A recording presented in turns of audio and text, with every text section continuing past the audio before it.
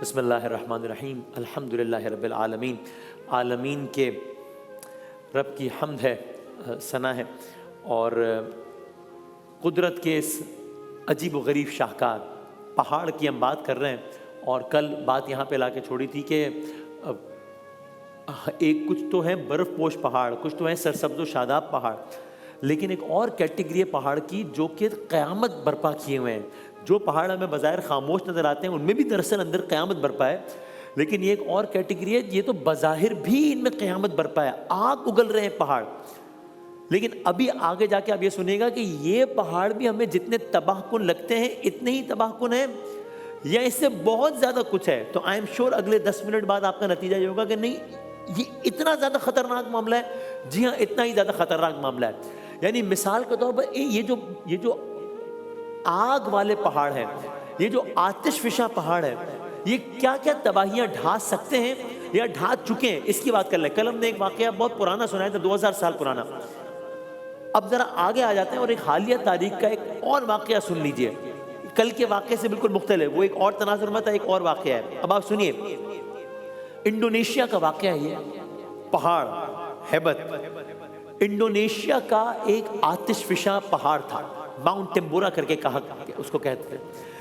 وہ پہاڑ دھماکے سے پھٹا، دھماکہ ہوا، اور دھماکہ اب سے سنتے جائیں اور اندازہ لگائیے. دھماکہ اتنا شدید تھا کہ اس کے نتیجے میں اس پہاڑ کا ایک بڑا حصہ ہی اڑ گیا. پہاڑ کا ایک بڑا حصہ اڑ گیا.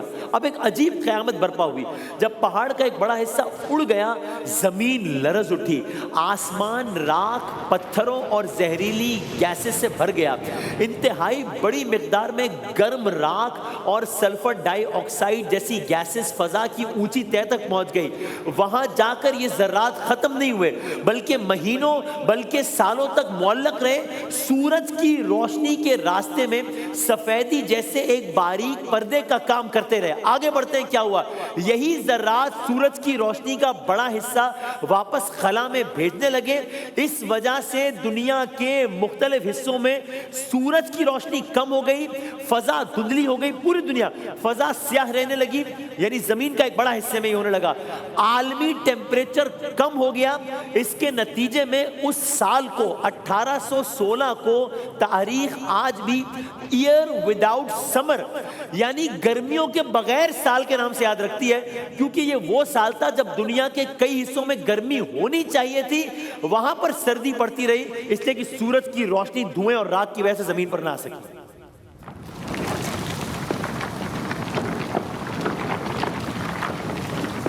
یہ اس دنیا کے مناظر، یہ حالیہ تاریخ کے مناظر.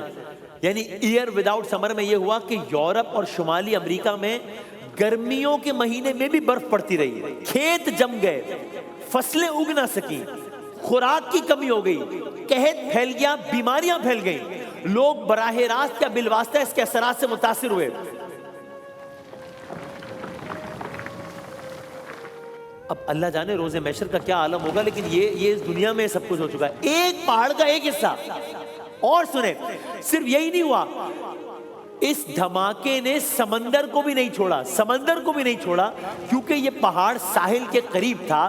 اس لیے دھماکے کے ساتھ پہاڑ کے حصے ٹوٹ کر زور سے سمندر میں جا گرے، کچھ زمین کے نیچے دھس گئے.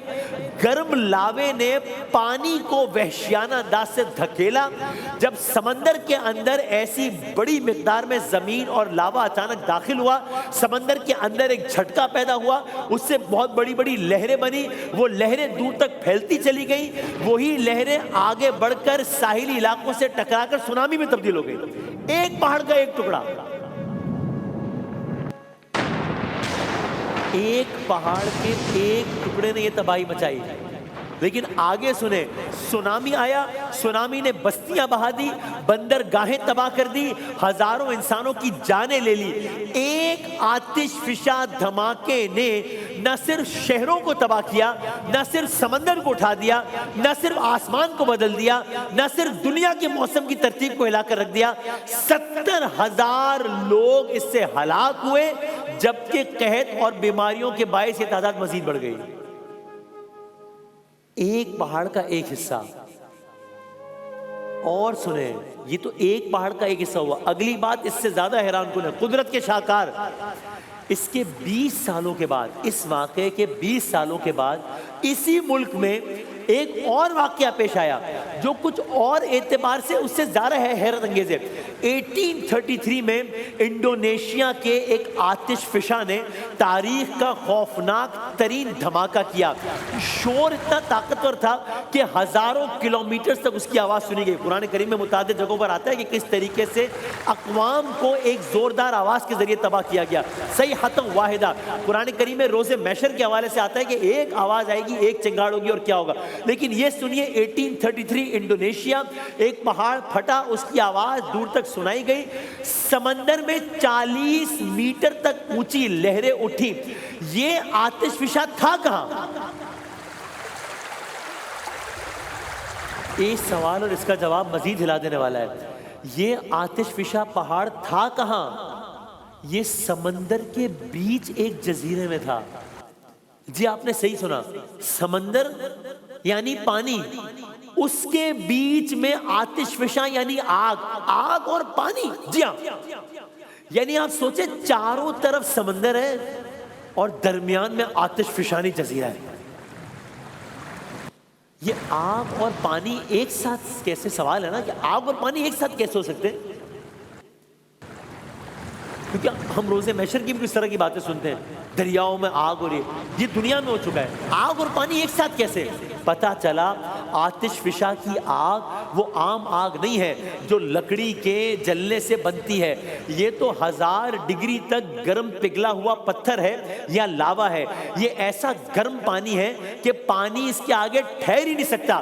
پانی آگ کو بجھاتا ہے مگر یہ آگ یا لاوا اس آگ سے جسے ہم آگ سمجھتے ہیں بہت طاقتور ہے، اتنا طاقتور ہے کہ پانی جیسے ہی اس گرم مادے کو چھوتا ہے فوراً بھاپ بن جاتا ہے۔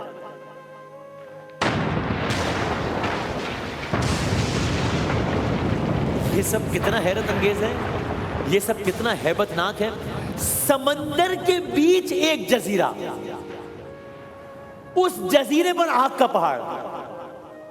لیکن اس سے بھی زیادہ حیران کن ایک بات عرض کر دوں آپ کی خدمت میں، کچھ آتش فشاں پہاڑ ایسے بھی ہیں جو ہوتے ہی جو سمندر کے اندر ہوتے ہیں، سمندر کے اندر، یہ تو سمندر کے پاس تھا نا، سمندر کے اندر۔ جی ہاں، مزید حیران کن بات عرض کر دوں، دنیا کے بیشتر آتش فشاں پہاڑ ہیں ہی سمندر کے اندر چھپے ہوئے، سمندر کے اندر چھپے ہوئے، پانی کے نیچے گہرائیوں میں، یعنی اوپر سمندر کا ٹھنڈا پانی بہ رہا ہے اور عین اس کے نیچے زمین جل رہی ہے، پانی کے نیچے آگ بھڑک رہی ہے، لاوا ابل رہا ہے۔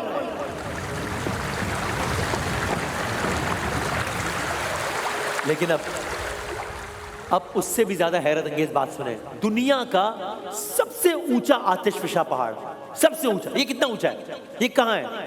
یہ زمین پر ہے؟ نہیں۔ تو یہ سمندر کے بیچ میں؟ نہیں۔ تو یہ سمندر کے اندر ہے؟ نہیں۔ تو یہ کہاں ہے؟ کلرز کریں گے۔